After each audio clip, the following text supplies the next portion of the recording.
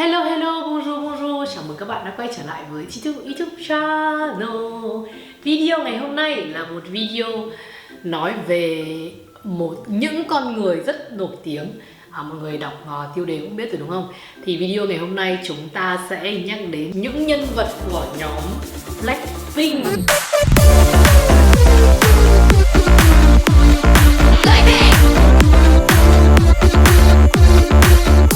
Có hai lý do mà mình làm. Lý do đầu tiên ấy, cách đây một vài hôm thì mình có đọc được một cái bài phỏng vấn của Blackpink ở trên Rolling Stone.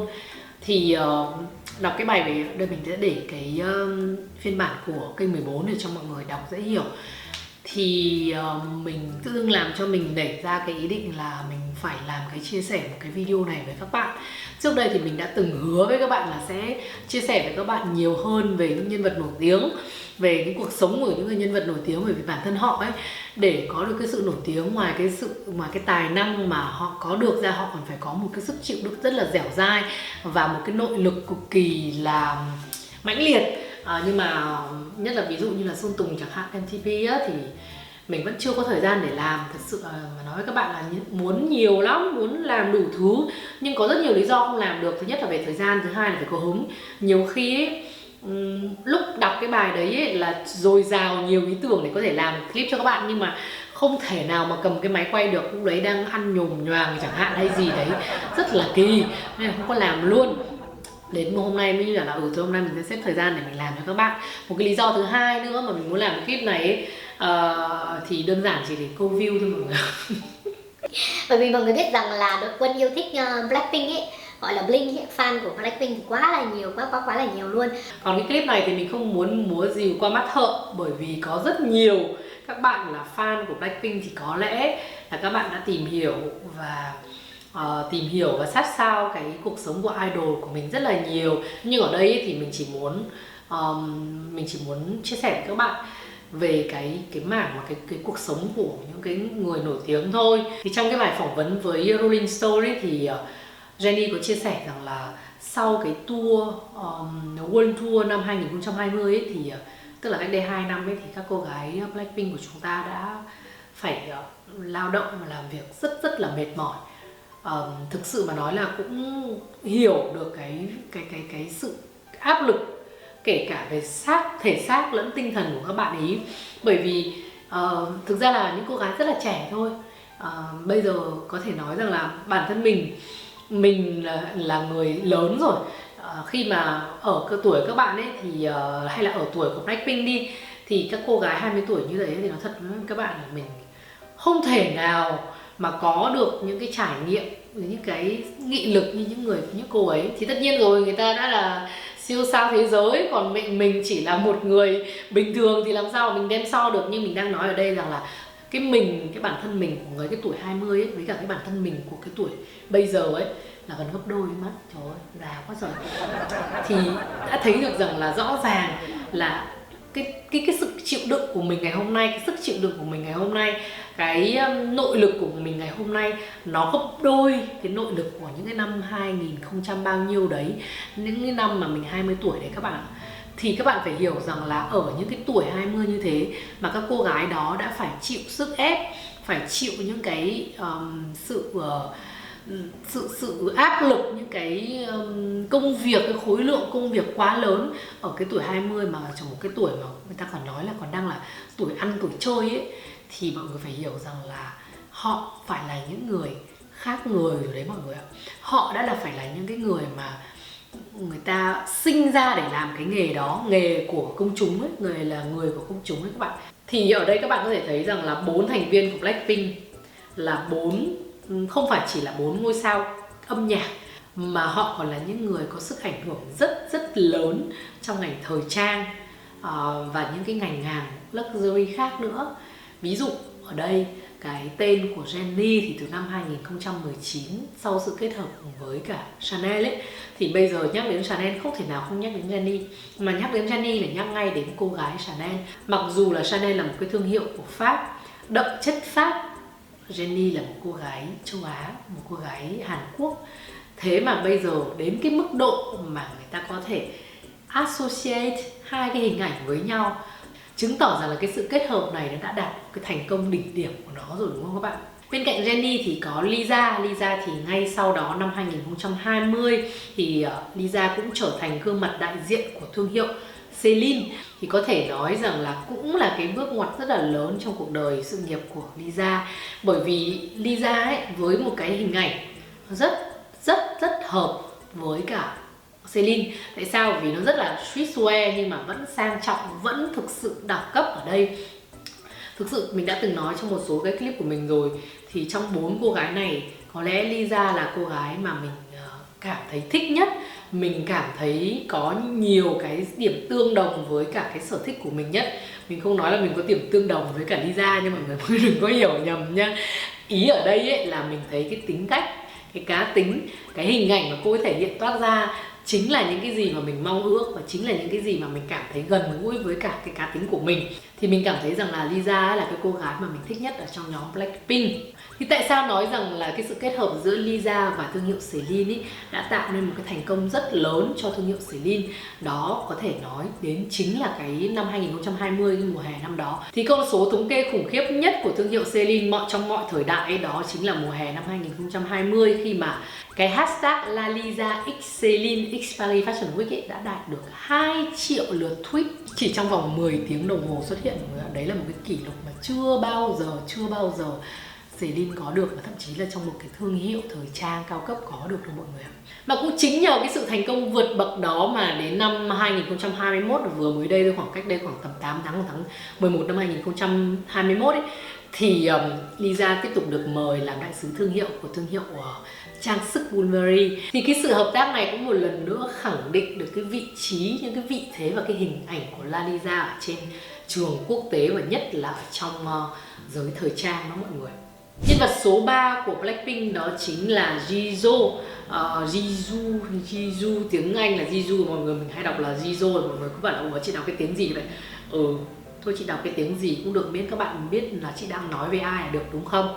Khi mới bắt đầu hợp tác với Dior ấy, thì Jisoo mới chỉ là gương mặt đại diện của Dior Beauty ở trên thị trường Hàn Quốc thôi. Đấy là năm 2019. Thì đúng là cái cô gái này có một cái gương mặt rất là xinh, một cái gương mặt rất châu Á và rất là xinh. Đấy cũng là lý do vì sao mà được chọn bắt đầu với thương hiệu Dior là như vậy. Sau đó ấy thì cùng với sự hợp tác và cái sự thành công mà bên mảng beauty của Dior ở trên thị trường Hàn Quốc ấy, thì Dior đã bắt đầu hợp tác với cả Jisoo. Thì đến năm 2021 ấy, thì Dior chính thức công bố Jisoo trở thành đại sứ toàn cầu mảng thời trang của thương hiệu Dior.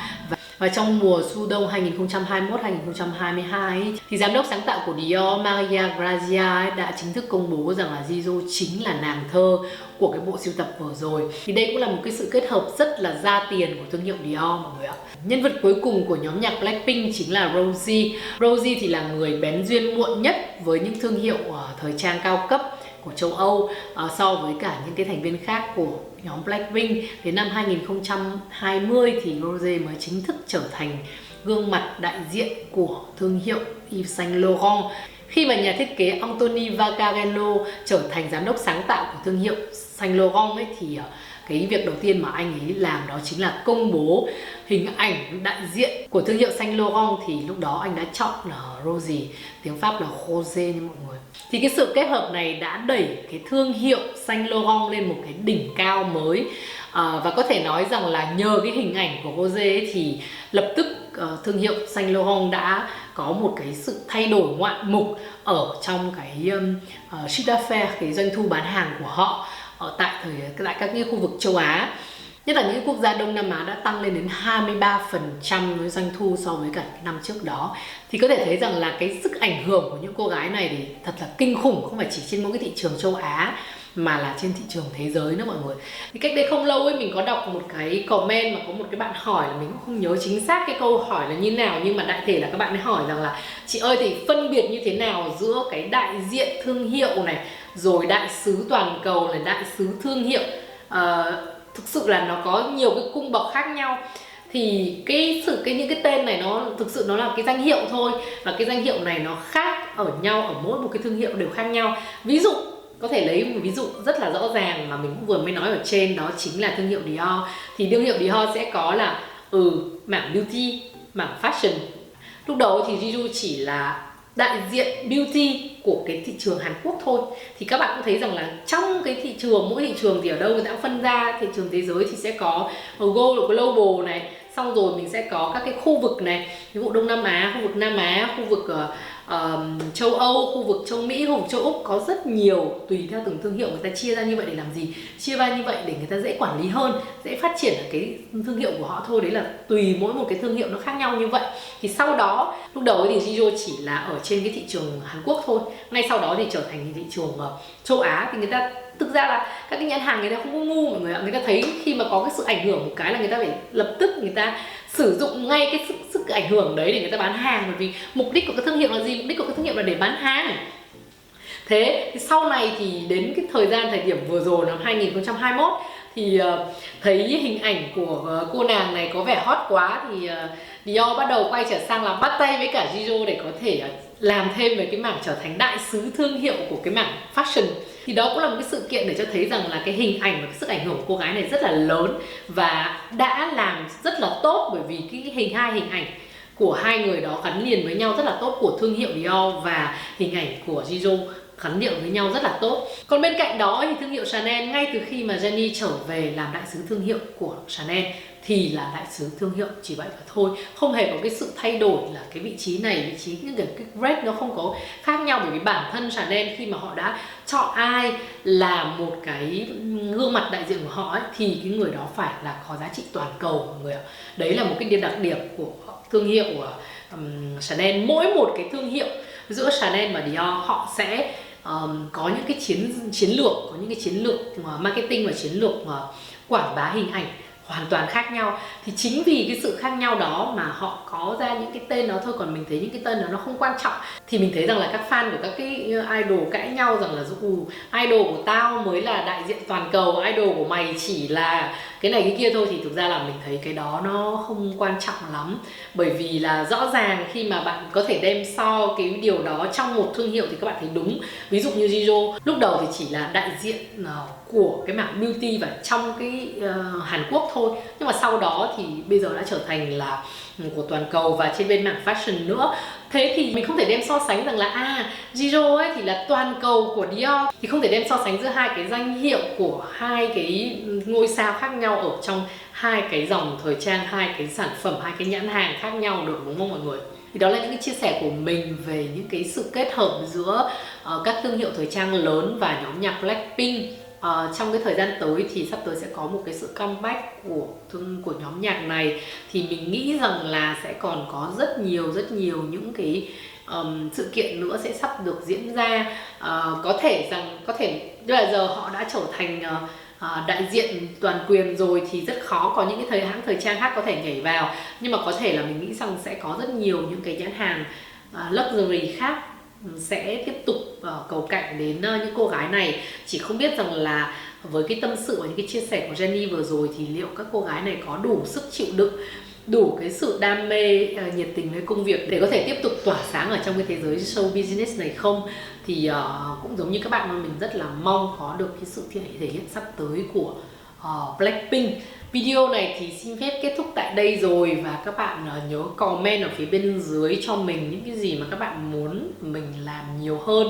Có thể không phải là về Blackpink, có thể về là những cái ngôi sao khác cũng có thể, hoặc là có thể về những cái thương hiệu.